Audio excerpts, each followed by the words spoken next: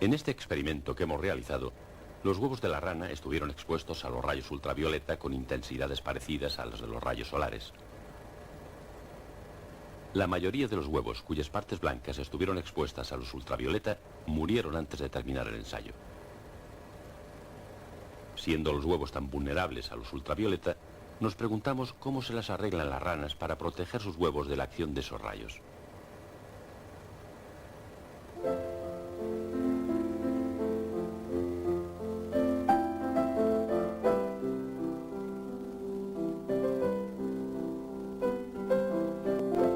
Aquí podemos ver el movimiento de los huevos después de su fertilización. Los huevos giran de forma que la parte negruzca, que puede rechazar los rayos ultravioleta, quede en la parte superior, como dando sombra a la parte blanca. Este interesante fenómeno nos muestra cómo la vida se ha adaptado para protegerse de los rayos nocivos que logran atravesar la atmósfera.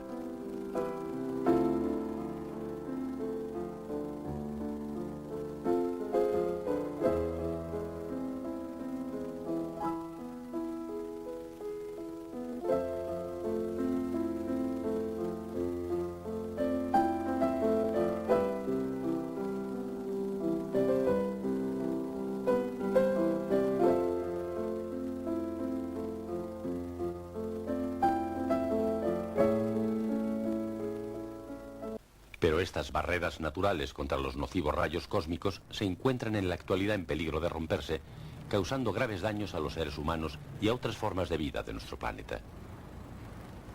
Algunos científicos creen que ciertos cambios drásticos que están ocurriendo son causados por los humanos y su civilización. El profesor Roland, de la Universidad de California, nos advierte que los gases que usamos normalmente como refrigerantes pueden ser los responsables de la destrucción del ozono de la estratosfera. Aquí se traen desde todos los lugares del globo muestras de aire para su análisis con el objeto de determinar las concentraciones de freón, un gas utilizado comúnmente en refrigeradores y aparatos de aire acondicionado. El freón no se disuelve ni desaparece en la troposfera, sino que asciende lentamente y se mezcla con el aire enrarecido de la estratosfera. Los poderosos rayos ultravioleta que llegan casi sin control a la estratosfera rompen las moléculas de freón y generan cloro. Este rompe el ozono de la atmósfera al combinarse con él para formar otras sustancias y da lugar a una progresiva destrucción de la capa de ozono protectora. En otras palabras, las sustancias creadas por los seres humanos pueden estar destruyendo las barreras que nos protegen de los peligrosos rayos cósmicos.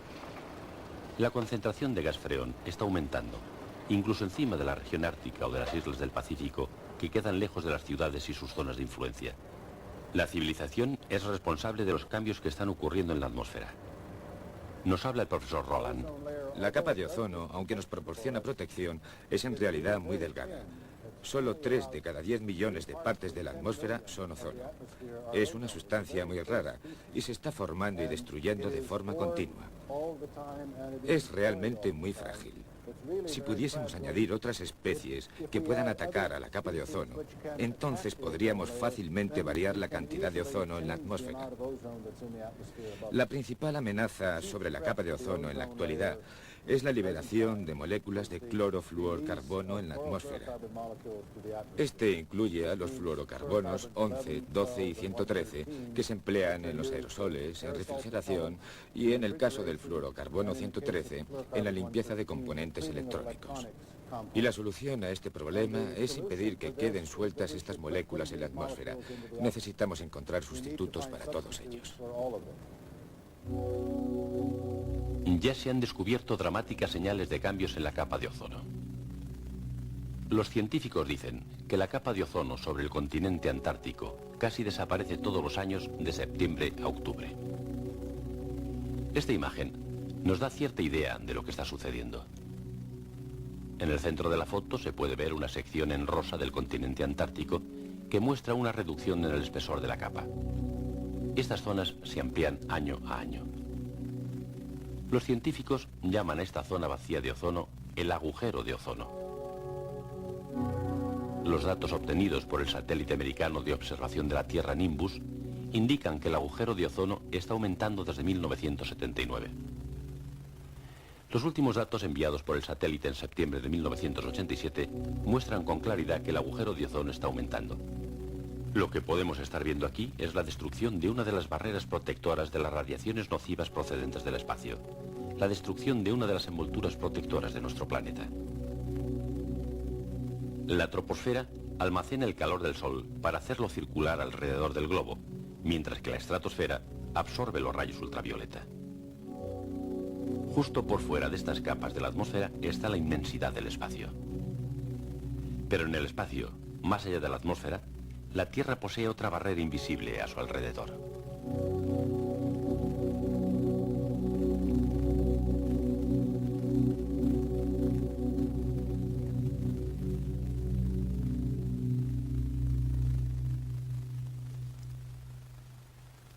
Estamos viendo un eclipse de sol y podemos observar una corona brillante como un marco blanco alrededor del disco negro que oculta al sol. La corona es, en realidad, una corriente de partículas nucleares, como electrones y protones, que salen proyectados con gran fuerza por las explosiones nucleares. Cuando choca con la atmósfera, produce destellos de una luz fantasmal, la aurora boreal. Esta es una fotografía de la aurora boreal sobre el polo norte, tomada desde el satélite. Tiene la forma de un anillo que rodea el polo. Este es el cielo sobre el polo sur, visto desde la lanzadera espacial. De nuevo, podemos ver el brillo de la aurora a una altitud de unos 100 kilómetros.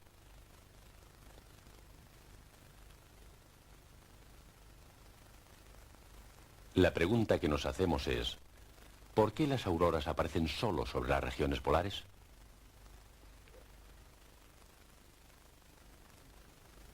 Estas imágenes nos ayudarán a explicar este interesante fenómeno. Se puede considerar a la Tierra como un enorme imán con grandes campos magnéticos. Esta imagen, dibujada por un superordenador, nos muestra la esfera magnética de la Tierra.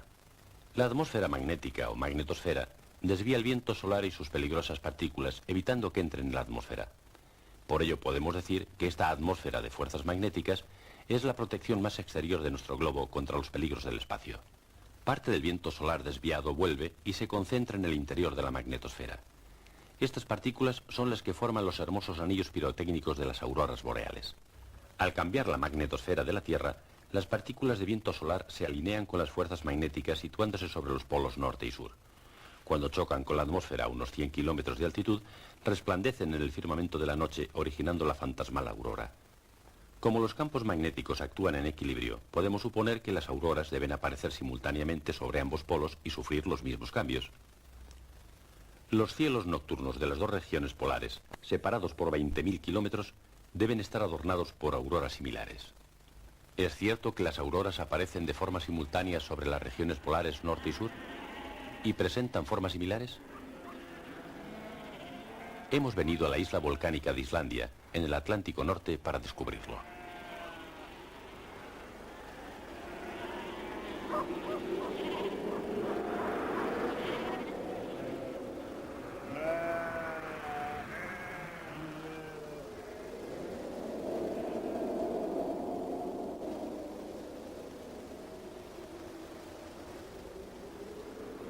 Unos científicos japoneses han montado aquí una base de observación a finales de agosto para realizar investigaciones simultáneas con un equipo similar situado en la Antártida. Van a observar las auroras en Islandia a la vez que el otro grupo lo hará en la Antártida. Islandia y la base Showa están conectadas entre sí por el mismo campo magnético. Por lo tanto, debemos esperar la simultánea aparición de las auroras sobre los dos observatorios. Esperamos que aparezca una aurora, listos para filmar el cielo nocturno con una lente de ojo de pez que pueda recoger toda la imagen en una sola toma.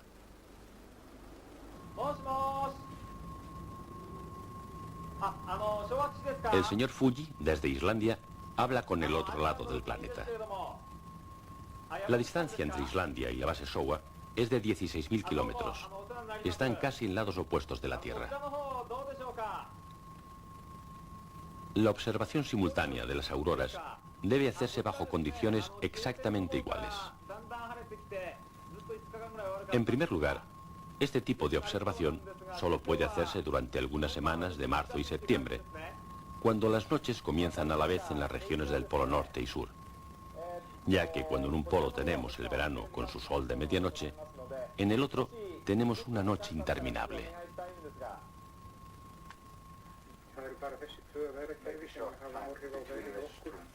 Las observaciones hay que hacerlas durante los equinoccios de primavera u otoño.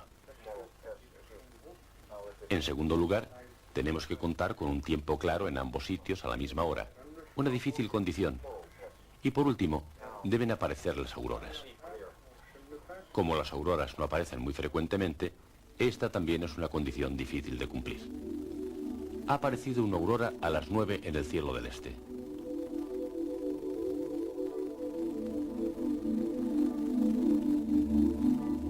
Una luz fantasmal. Una aurora se describe a menudo como una oscilante cortina de luz. En tiempos pasados se creía que las auroras eran las llamas del furor del cielo.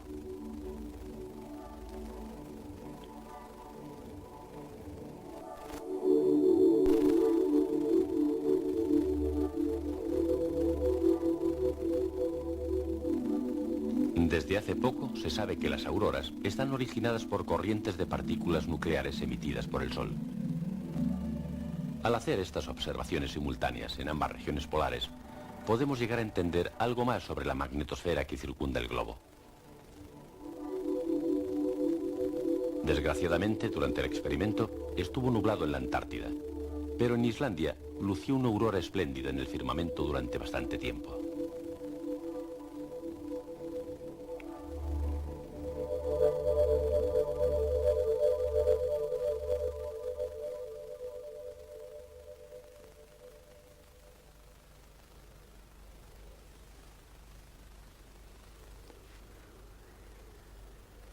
Tres días después, el 26 de septiembre, hizo buen tiempo en la base Showa, en la Antártida.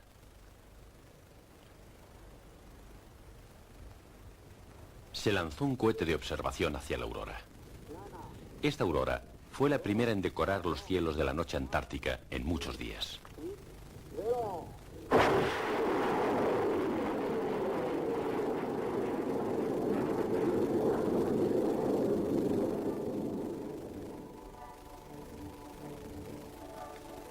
Ahora son los científicos estacionados aquí los que están pendientes de las condiciones meteorológicas en Islandia.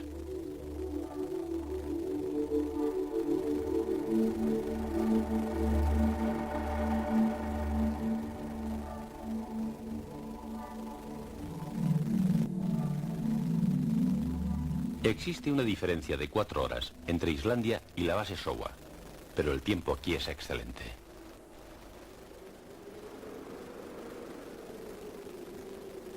La aurora largamente esperada ha comenzado a aparecer en el monitor de la cámara a las 8 de la tarde.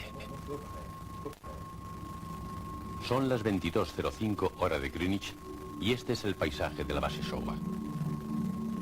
Una estrecha aurora corta de noche el cielo del Antártico.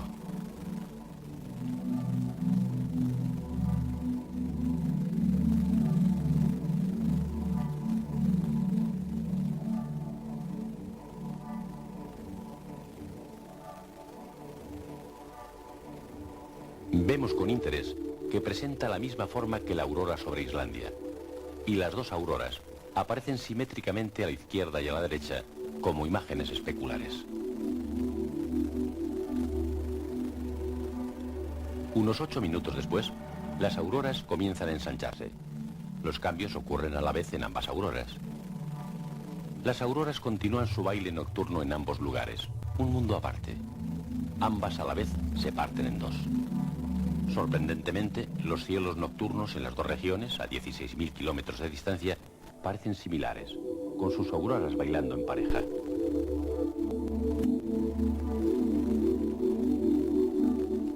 Este halo de luz es una aurora vista desde el espacio por un satélite de observación. La fantasmal belleza de la aurora demuestra que la Tierra está rodeada de una barrera invisible que protege a sus seres de las mortales partículas del viento solar.